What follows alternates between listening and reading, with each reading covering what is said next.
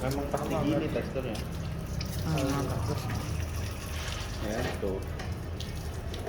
Iya, buat kentang bagus Ini nih. kalau nggak diairkan jadinya gimana ya mas?